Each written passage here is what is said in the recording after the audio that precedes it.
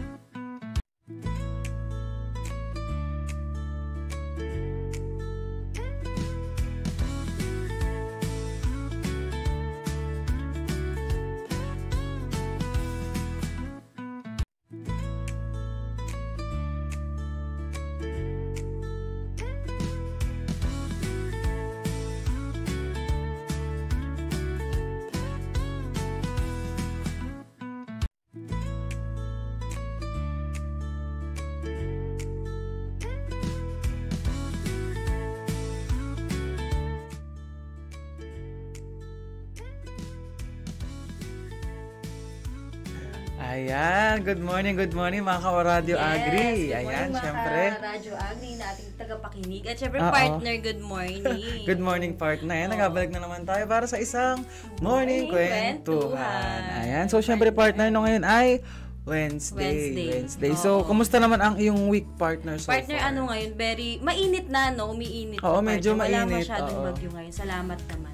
Pero may mayroon din paglamig partner. Ano yes. ba amihan ba? Amyanan. Parang gano'n. Oo, parang may amihan something na nararamdaman na natin. Medyo. Pero pag hapon medyo umiinit. Tanghali partner. Tanghali. Oo, mainit na yan siya. Umiinit. Dahil papalapit ang Pasko ngayon partner. 'Di ba? Ganyan naman pagpapalapit ang Disyembre. Oo, partner. Okay, lumalamig. Pero sana ay mag-init pa rin ang ating ang ating mga puso. Ang ating mga Ayan. Oo. Sige. Ano partner? Ano yung mag-init? Ang ating mga tawag doon, ano ba 'yun? Ang ating mga kasipagan at mga mag-alab inspirasyon. ang ating, yes. Ayan. Para magpatuloy sa buhay ika. Yes. So before we start partner, greetings muna tayo sa ating mga tagapakinig at mga nanonood ngayong umaga. At syempre, good morning po sa lahat ng ating mga Radyo Agri ay nanonood sa ating live at sa ating on air ngayon. At syempre, ang ating Director for Dr. Junicio G. Alvindia. Hello, sir. At ang ating Director T na si Sir Joel Birutor. Good morning, sir. At sa lahat ng mga Division Chief, Section Chief, Manco, Mexicoms, at mga utilities, staff. Mga staff. Yan. Utilities at guards on duty. At syempre, yung mga piloto natin na nakabiyahe ngayon. So, safe travel po sa ating lahat. At sa lahat na rin po ng mga nakakarinig sa atin ngayong umaga. Ayan, mapa-online man or sa radyo partner. Hello. Kinig lang po kayo. Ayan. Syempre, partner. So, ayan, syempre, before we start, partner, sa ating topic, meron tayong ngayong umaga. So, ngayong araw po, November 19, ay ginugunita ang International Men's Day o IMD sa buong mundo. So, sa araw na ito, taon-taon ay kinikilala ang kontribusyon at positive values na patuloy na nagiging ambag ng mga kalalakihan sa personal na buhay, pamilya, komunidad at bansa. Binibigyan din nito ang pagiging huwaran ng kalalakihan sa bawat estado ng pamumuhay, maging ang patuloy na pagbibigay ng awareness na mapangalagaan ang kanilang well-being partner. At ngayong taon daw ay nakasentro ang pagdiriwang sa temang Celebrating Men and Boys. Ayan. Partner. Hindi lang National Women's Month or Day ang sineselebrate natin. Yes, so parang medyo bago nga to partner, no? So parang before, parang hindi Mas gaanong nakafocus. na-highlight Oo. no? Itong ating celebrating men and boys yung team natin ngayon. Oo. Kaya sa ating mga kalalakihan, partner, happy Men's Day. Yes. International to Tatay, partner, tatay, International yan. Men's Day. Ayan. Kuya, yan. Batiin nyo na po sila. Dahil araw po natin ngayong Araw nyo. November 19. Ayan. Yes. At dahil dyan, Dahil dyan. maraming salamat po sa ating kontribusyon sa Ating komunidad. Oo, especially po sa ating mga rice farmers, mga ibang commodity na mga magasaka natin sa bukid. Ayan. Ayan. Bago tayo mag-proceed sa ating topic, ay syempre hindi natin kalilimutan ang ating mga social media account. Yeah, so ayan partner. Syempre kayo pa rin ay nakikinig mga ka-Radyo Agri sa 90.1 nawala, Radyo Agri 90.1 Philmec, kasaganaan para sa bayan. Ayan, kung meron po tayong inquiries, katanungan, o pwede po tayong mag-text o tumawag sa ating hotline number na 0962-1197-445 o mag-message sa aming mga social media accounts. Ayan, nandyan ang Facebook, X at Instagram na at Radyo Agri 90.1 FM.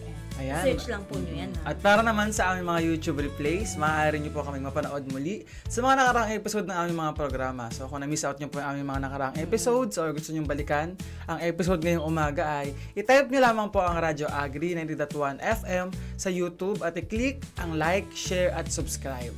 Yes. Pati na rin po ang notification bell syempre para updated kayo sa aming mga latest uploads. Ayan. Na-plug na natin So going back tayo pa rin sa ating program. Ano ba yung topic natin last Friday? Oo. Friday, paghahanda pa rin yata ng Kapaskuhan. Kapaskuhan. Parang kinumpare natin partner yung paghahanda Noon natin. tsaka ngayon. Oo. Siguro maraming nakarelate. Tatlo sila. Nakarelate. Pero ngayon, syempre partner, ganun pa rin. Align pa rin sa Kapaskuhan ang ating topic. Dahil, partner, nagsidatingan na ano yung mga nagsidatingan? Bonus, oo. Sana all. Bonus, Ayan. 13th month pay, mga datong ng ating mga empleyado. Kumbaga ito yung mga tips natin kung paano maging practical, di ba? Kasi nga, meron tayong mga, meron kayong bonus na natanggap, no? So, kung paano natin ba i-handle to, dahil pa rin na rin ang Christmas season. Malaki man o maliit, yan dapat nating i-budget partner. Oo naman, partner. Kasi mainam na yung handa ka kahit malayo pa, di ba? Yes. Hindi yung kapag actual na, akto na, doon ka pa lang mag-iisip. So, meron diba? Partner yung mga nakatanggap na meron rin partner yung mga hinihintay pa.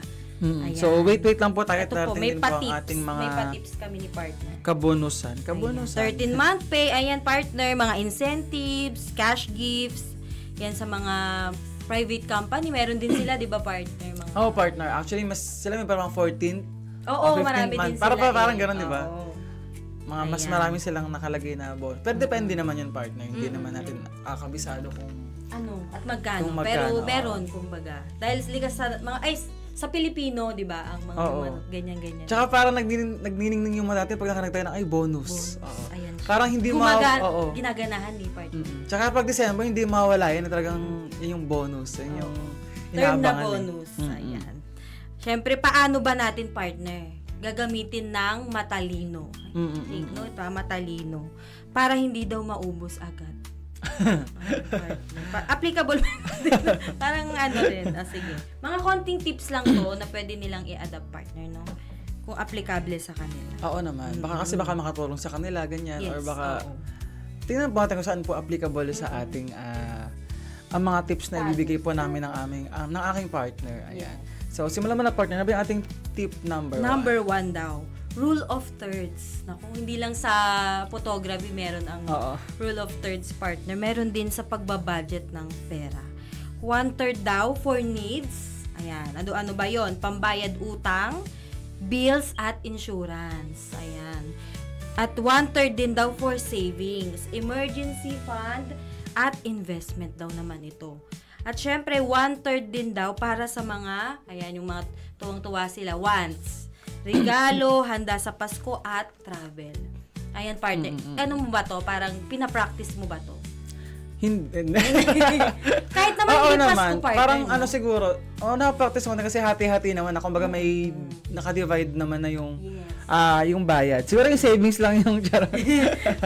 Yung medyo mahirap hindi siguro. Man partner yung talagang rule, yung 1/3, pero may mga natatabi talaga tayo. Pero maganda yun partner, no? Kasi kung talagang waldas, medyo mahihirapan ka talagang medyo makaipon ng i-budget. Yes. Kasi ganun tayo mga Pinoy, parang yun yung naging natin, parang kasanayan. Kapag meron akong pera, day, mamaya natin. Kumbaga parang hindi siya ganun kasi nagtatagal sa atin, no? Ako kasi ganun din ako.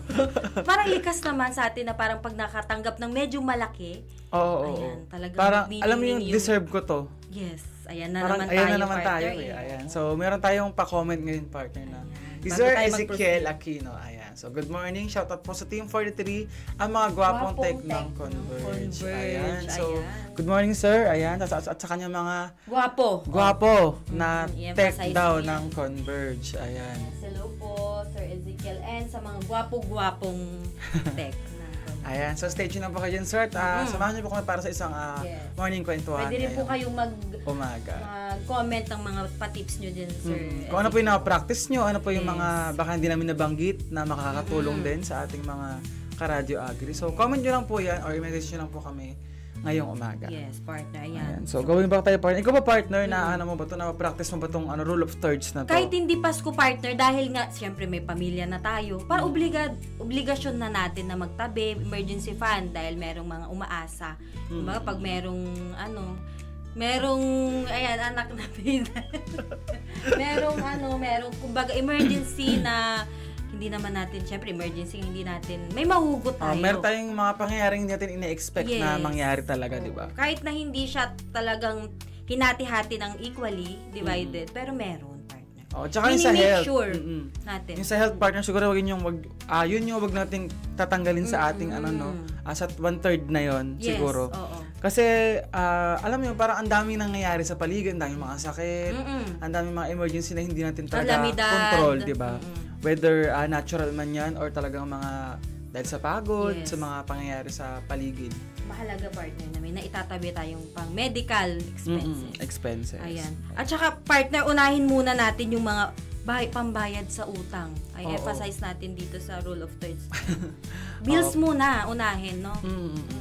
Pero ayun, kung meron po tayong mga hiram or mga utang, siguro yun po yung i-priority natin, siguro na on time.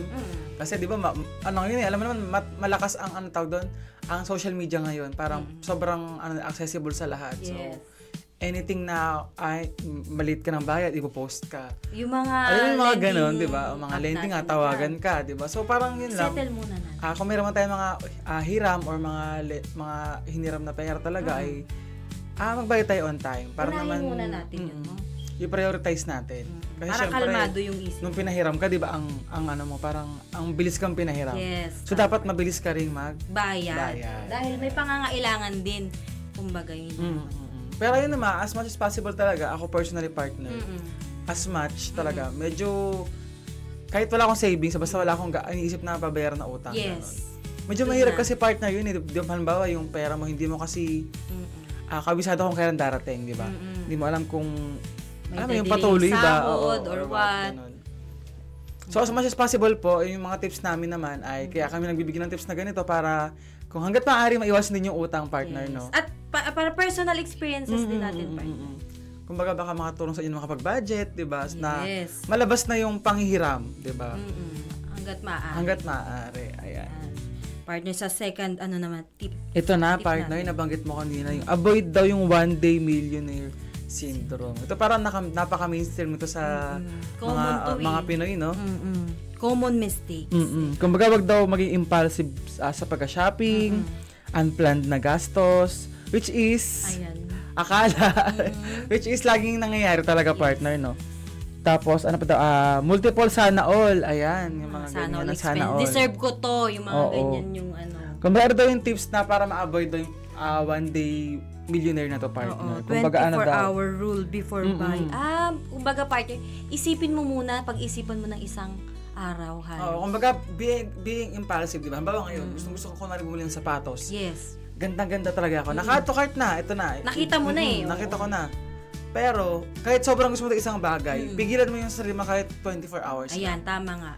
Kasi totoo siya, partner. Parang, na-practice ko siya and effective siya na, alam mo yun, na medyo ay, nakakapag-isip. Napaisip ako na, ay, baka masyadong mahigpit yung expenses ko kapag bumili ko ng ganito. Kasi baka may realization ka after. Yes. Or baka merong something na within 24 hours, meron ka palang maisip na mas kailangan mo i-prioritize na Na hindi mo pa naiisip on the spot na habang binabrowse mo, gandang-ganda ka sa kulay. Oo, kung baka kasi nasa nasa alapaap ka nung time na Oo, yun. partner, diba? tama. Parang yung puso mo talaga naman. ang taas ng emotion mo talaga, di ba? Ay, bibiling ko to. Gusto At ko sinuot pa, ini-endorse pa ng paborito mong artista. At meron pang mga naka 50% off, di ba? Yun yung mga medyo, di ba? Clickbait yun partner. O yan, mag-isip muna tayo. 24 hours. Oh, 24 hours. Ayan. Ayan, sa mga karadyo agri natin, mga big purchases natin. Pag-isipan muna natin. Tsaka isip natin kung mag-ROI ba tayo kapag binili natin yun. O baka kasi bili ka ng shoes or ng gadgets. Saan mo ba siya gagamitin? Saan mo ba siya gamitin? If business ba? Or... Sa gadgets partner, pwede din Medyo kung VA ka, di ba partner? Depende partner siguro kung saan mo gamitin talaga. Bawa, kung sapatos naman, kung physically ang career mo talaga ganon, naman. Diba? Or athlete ka. That's good. Pero kung... At nag-invest ka sa health mo. Pero So, kung cloud ka, pwede mag 24-hour rule ka. Ayan. And marami bang nakarelate dito sa tip number 2 natin? Ayan. And syempre, partner, third na, set a Christmas gift budget gift. Ang dami.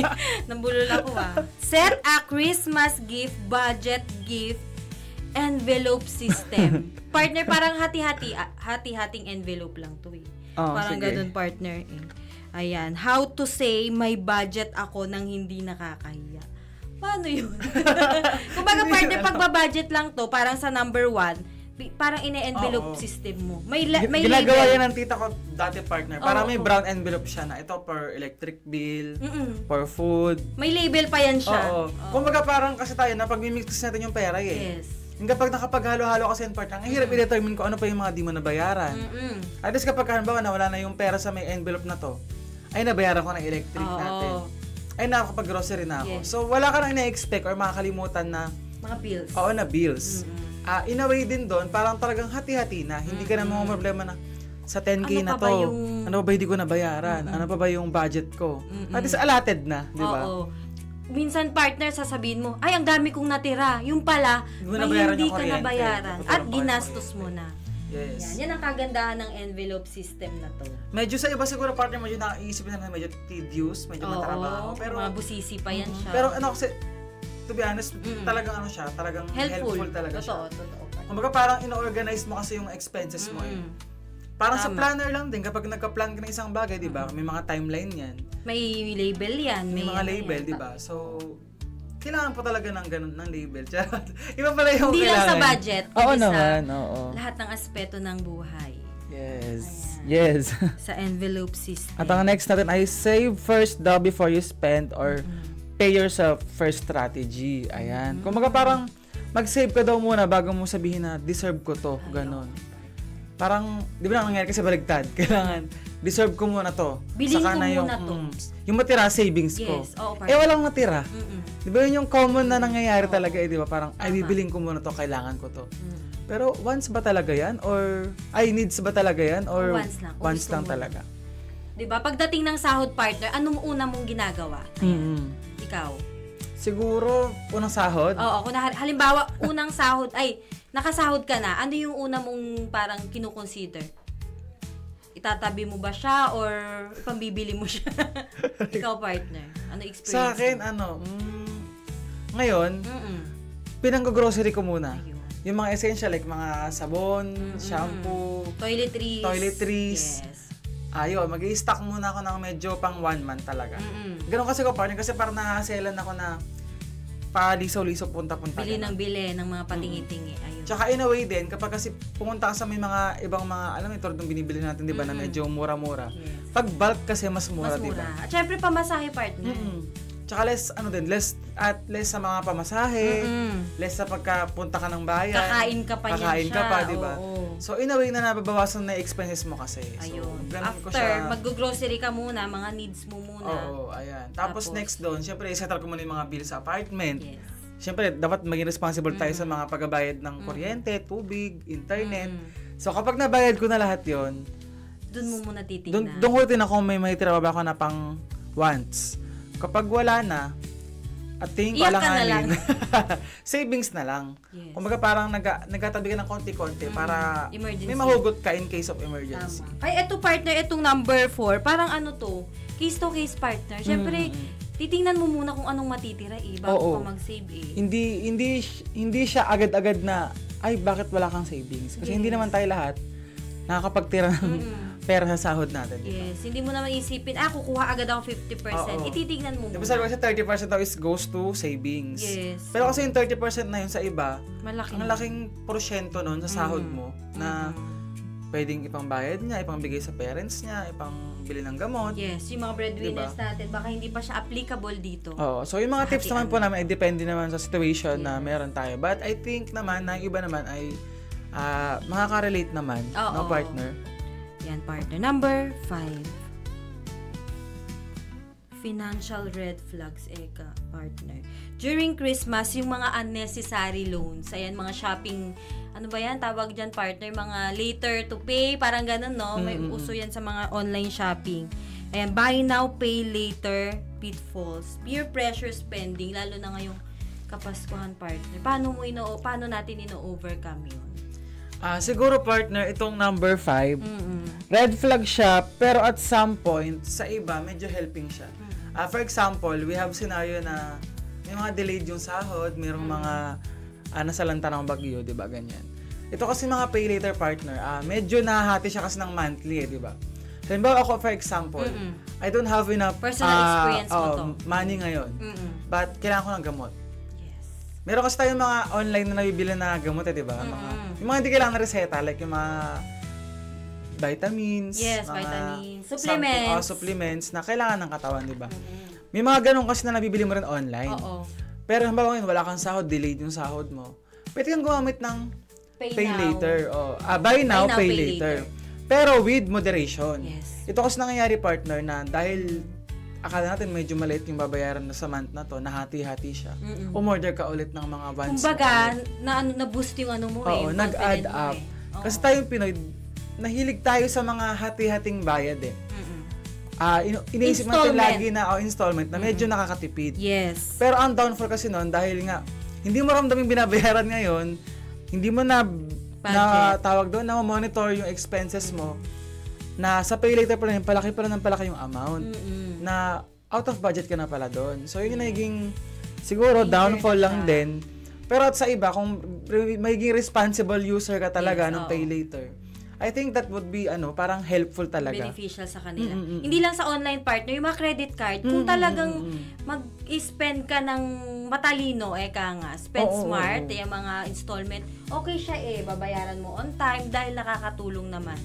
Siyempre, si Bunso, malay mo, kailangan niya agad ng ganito project, wala pang sahod, si diba? Yan, pwede niyang panggastos. Ayan. With moderation. Yes, with moderation nga, partner, yung sabi ko kanina. Kaya yun nga, sa mga karadyo agri natin, if we want to use the pay later or mga credit card, mga CC, ganyan. So, kailangan po talaga with moderation. Huwag tayong ma-overwhelm. Tsaka i-compute natin, partner, di ba? Siyempre, may duration yan. Yes. Meron pa rin papasok yung sa expenses mo, di ba? So, dapat talaga nakahati-hati para naka-envelope pa din. I-anticipate mo na kung ano yung kaya mo bang bayaran siya sa mga susunod na buwan. Kasi meron ako nakita isang post sa isang social media partner na sa pay later siya ng Orange app. Ayan. So parang ang sabi niya doon na ang bayad niya, ang credit limit niya ay 100,000. Tumaas ng ganong kataas. Na-over lang siya ngayon. Hindi niya napansin dahil maliit ng binabayaran niya na monthly, kakaswipe ka, bibili. Umabot na-reach niya yung 100K ng credit limit. Nagamit niya lahat yon. At 12 months niyang babayaran. So, ang babayaran niya man, di halos nasa, parang 5,000, 10,000, 10,000 plus. So, yung mga ganon, kailangan natin i-monitor talaga kung magkano na ibabayaran natin monthly. Kasi baka mamaya, dahil monthly ko nang babayaran, unti-unti, nag-add up. At umiksid siya sa sahod mo. Paano yun? Yun yung kailangan natin i-monitor. Pero yun nga, sabi ko nga, with moderation naman. Yes. At kapag mga emergency lang, tulad ng gamot, mga damit or something essentials na kailangan natin ay pwede naman, di ba? Oo. Yun nga, mga needs muna, bago wants. Kumbaga red flag siya, minsan kapag na-overuse natin, pero beneficial naman. With moderation pa din. Ayan. Sa number 6 partner ay smart handa tips, potluck system, bulk buying. Ayan, yung mga, yung kaya ng ginagawa mo partner, bumibili ng maramihan. Kasi nga, mas nakakatipid. Diba? Pero ito pa naman, depende pa rin po itong mga radyo. Kasi syempre, depende sa budget natin, no? Pero kasi ako sa akin, mas practical kasi yung partner. Pero depende naman, syempre nga, if hindi naman applicable sa sahod natin, diba? Hindi naman tayo pare-parehas ng sahod, diba? Baka kasi iba hindi kaya pa yung mga bulk. Pero if naka-alat naman talaga yon for a month, try nyo po na mas na bulk na lang po yung bili natin. Kasi, para isang puntahan, isang arkilahan, kumbaga partner yun. Parang kung partner sa sabon, kung bibili ka ng 3, 30 pesos ba? O 60 pesos tatlo. Pero pag bumili ka ng 6, may plus 1. Ayun. Parang may libreng isa. Sanay Parang ganun ba yun? Basta parang ganun. Tama. May pa-promo something sila. Parang buy 6 plus 1. Ayun. Tingnan nyo yung mga ganung kung makakatipid kayo. Ayan. Sa mga handa tips partner, potluck system. Yung mga luto-luto, magluto na lang tayo, kumbaga. Kung mas hindi tipid kasi yung budget. partner kahit nga pagka mga pupunta lang kayo ng something, kahit hindi Pasko, di ba? Swimming, halimbawa. Swimming, kunwari, di ba? Mas practical kapag nagluto ka, nagdala ka ng pagkain. Adobo, ayan siya, pansit. Walang kaysa yung mag-o-order pa tayo. Kung kaya naman ang budget mo, edi go. Ayan. Basta tingnan po natin kung kaya sa ceiling, kumbaga ceiling ng expenses natin. Ayan, yung mga handa tips natin. At remix recipes, yung mga leftover ingredients daw. Tignan muna natin kung ano yung mga, baka naman meron pa tayong carrots. Like kung nga toyo, patis, mga ganyan, mga kamatis, bawang, sibuyas. So, yan kasi mga parang daily ingredients na ginagamit natin yan So, kung may mga leftover tayo na nagagamit. Marireuse mo yun muna. Huwag ka muna bibili ng bago. Kung meron ka pang carrots naman sa sa ref mo or patatas, dahil magsusopas kayo sa Pasko. Oo. Tsaka partner sabi nga ng mga ating mga lola't lola, no, hanggat hindi inaamag yan. Pwede yan. Pwede yan. Oo. So, tanggalin nyo na. Tanggalin nyo na lang. Oo. Ayan. Asan na tayo, partner? So, sa number 7 natin, partner, is small investments you can start with your bonus. Ayan, mga sobrang pera. Pwede tayo mag-start. Ayan, katulad so, savings accounts daw. Kung mutual funds or mga something ganyan. Or business ideas daw na below 5,000. Or kung ano yung kaya ng budget. Ayan. Pero to risky to partner, no? Kasi hindi naman tayo lahat may ganong kalaking sobra, di ba, mayatabi. Pero yun nga, be wise lang din po at be tayo dahil maraming mga scams ngayon. Ang daming mga taong nag-take advantage talaga sa mga scams. Sa mga hindi natin knowledgeable tayo sa mga investments, no? So, think wisely din siguro na kung gamitin natin tayo, ang Google, ang research, kumbaga sa online searching, sa ganyan. Tsaka partner, ito isang tip siguro na bigyan pa yung practical sa investment. Sa ating mga radyo agri na nakikinig at nanonood, no? Sa mga gusto pa mag-invest dyan, make sure po na kapag mag-invest tayo ay isip natin ng sugal. But make sure natin talaga na i-double i-double check natin kung talagang legit ba yung mga pag-i-invest natin. At saka wag tayong mag-expect na may balik. And make sure natin na kapag nag-invest tayo ng mga 5,000, meron tayong maitirang 5,000 din. Hindi pwedeng yun yung last money natin. Yes, tama. Hindi pwedeng iusugan mo yung lahat. Diba? O kaya, hugutin mo din. Kumbaga parang make sure natin na merong mahitira sa atin na same amount nung sobrang invest pera natin. Ang i-invest mo lang, partner, ay yung sobra-sobra, extra, kumbaga. Kumbaga yun yung mga pera na kaya mong mawala talaga sa'yo. Kasi yung investment is sugal talaga, di ba? Risky yan. Hindi pwedeng parang invest ko 100% babalik. Yun pa yung mga karaniwang scams, di ba? Sabi nga natin ngayon, sa panahon natin ngayon, walang easy money ngayon, partner, no? Yun yung mga pang clickbait kasi, partner, ng mga scammers natin ngayon. Hindi naman cash in 5,000 to get 20,000. Parang ganun. Yun yung kailangan nating mabanggit, lalo ngayong magkapasko, partner, no? Ay, talamak na gusto natin na lahat naman tayo masaya at may pagkain sa pagkainan natin sa Pasko. So, mga tips natin na maiwasan dapat ng ating mga karadyo agri, yung mga ganun na easy money. Wala pong easy money talaga, mga karadyo agri.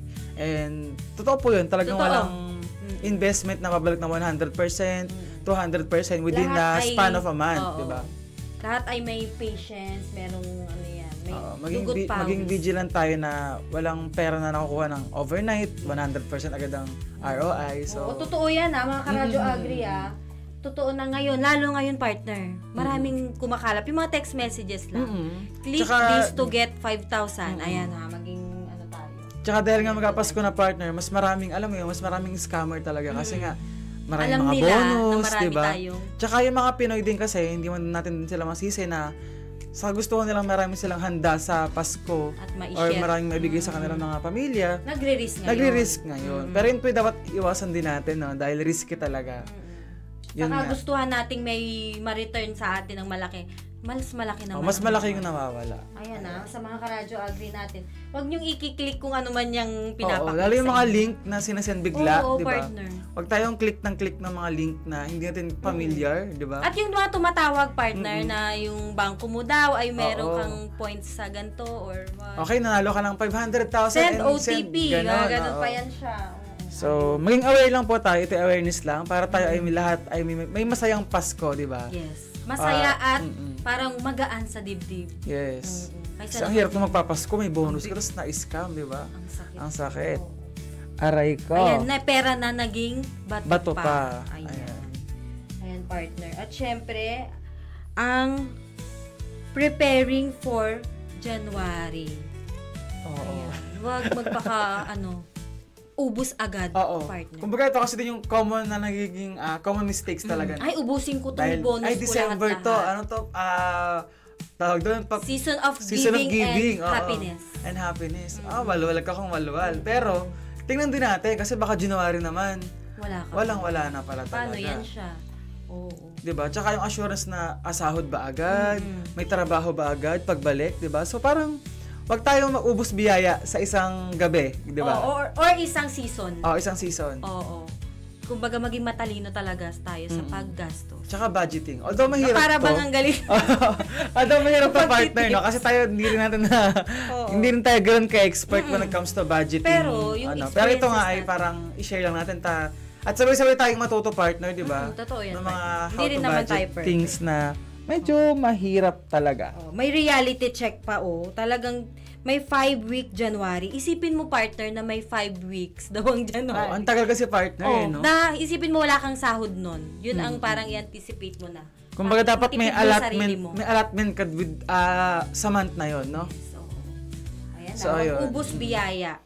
So maging ready po tayo mga karadyo agri. Para din naman ito ay masaya man ang iyong end ng taon, pero syempre, dapat masaya ka pa rin sa pagpasok ng taon, di ba? Hindi butas ang bulsa ng ating. Hindi yung bago mag-end yung taon, masaya ka nga, pero pag pasok mo ng bagong taon, doon ka naman nalungkot. O kaya partner, napasaya mo nga ang iyong mga ikaw naman yung malungkot. Naging 1 day millionaire. Kumbaga, wag naman nating i-compromise na, nakapagpasaya naman ako ng iba, pero ang tanong, pagpasok ba ng bagong taon, masaya ka? Anong namayat ka, wala ka nang kinain. Kainin mo na lang yung niref mong salad. At spaghetti. Pwede yan siya. Ayan, partner. Parang huling na yata natin yun, huling patik. At nakaready na rin ang ating next susunod, na program. No? So, takeaways mo tayo, partner? Ikaw siguro, partner, ano yung mga feeling mo yun na pinakagusto mong i-practice dyan or mga tumatak sa'yo? Partner, kahit na hindi bonus or hindi yung parang kuhanan ng tanggapan ng mga 13 month, talagang pinapractice talaga natin yung savings muna. Yung hati-hati, paghati-hati partner ng budget. Yan, bilang may pamilya na gaya ko na sinabi ko kanina, kailangan partner emergency fund. Ang pinaka-important. Sobrang importante niyan. Oo, dahil may mga umaasa na sa'yo, ayan. At may bata, kumbaga na, syempre, mga nagkakasakit, ayan. Tsaka yun nga, dahil nag-aaral pa, di ba? Ang daming mga yung mga hindi mo naka-budget na expenses, di ba? Yes, may projects. Mga tours, ganyan, di ba? Oo, yun partner. Talagang pagbabudget.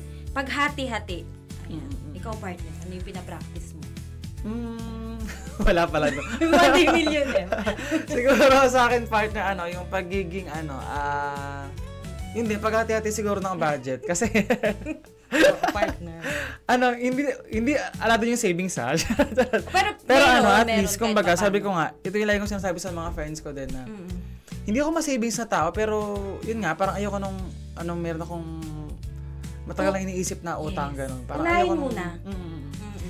Basta kung mayroon man akong hiram or parang binabayaran ng mga credit unahin card, muna yun. Kumbaga yun, hindi ko minimiss out talaga. Nakaalat na siya talaga. Yes. Kasi ayoko din nung parang yun nga na may tatawag pa na, uy, ganito, ganyan. At saka hindi ka pa tutulugin ng partner. Kahit na may savings ka, ibayad mo muna. Yes, sa mga yes. para peace of mind is the key. Tsaka yun siguro yung bulk buying. Oo, yun. Basta minsan lang akong pumunta sa mga groceries, pero ayun, parang mas okay sa akin yung ganun. Maramihan. Dahil may mga promo nga, may mga voucher kasi may mga yan. promo, may mga mas nakakatipid. Ayan. Kumbaga, may 10 sabon ngayon si Master. Tsaka siguro yung hassle nung pagpunta. 'Di ba? Mag-aarkila ka pa. Kasi hindi naman tayo lahat may time na pumunta araw-araw sa mga groceries, 'di ba? At syempre magugutom ka partner habang nag-grocery. Kakain ka pa. At malapit ka sa mga tukso na mga pwedeng bilihan ng pagkain. Nakita mo yung sapatos mo doon, ginabili mo pa. Ganun. Yung mga hack namin na nag-work sa amin, ha? Yes, oo. So, hopefully naman yung mga karadyo agri natin ngayon sa ating live at sa ating on-air ay maraming siguro natutunan. May napulot. Or kung meron kayong gustong i-share sa amin ng mga tips na ginagawa nyo, personally ginagawa nyo na effective, no? So, comment nyo lang po yan. Or meron kayong mga huling pabati. Go na. I-comment nyo lang po yan sa ating comment section para mabati po namin kayo bago kami magpaalam ngayong umaga. Ayan. Ayan. Dahil season of ngayon of money. Season of Season money. of money, Maging matalino. Yan lagi nating sinasabi. Kasi 'di ba yung September to October, 'di ba? November, medyo buwan ng taghirap 'yan, 'di ba? Gawat, kumbaga sa mga Ilocano, no. December ito naman yung medyo November, December. yan yung mga peak ng yan eh. Peak na. May peak mga ng bonus mga at bonus. pakurot na mga natatanda. mga cash gifts and all. Vouchers ng mga company. Ayan. So, At mga bigay ng mga ninong at ninang. Sa mga bata, ha? Oo Paano kayo naman. nagbabudget? Kay mama. Oo. Siguro tsaka isang lesson din partner, yun nga maging vigilant talaga tayo when it comes to investment, savings man, or ayun, siguro parang parang yun nga, kailangan marunong ng ating mga karadyo agri na, or sa lahat din man ng mga nanonood ngayon o nakakarinig sa atin na walang easy money po, wag natin i-compromise yung Keep that in mind. Walang yung savings natin for easy money kasi walang easy money talaga. Yes. Cash in, cash out agad. Wala pong ganun. Wala pong Clickbait ganun. lang po yan ng mga minsan mga Mas, social media influencer din kasi eh. Oo. So ayun, kailangan natin talagang gamitin yung platform ng tama, no?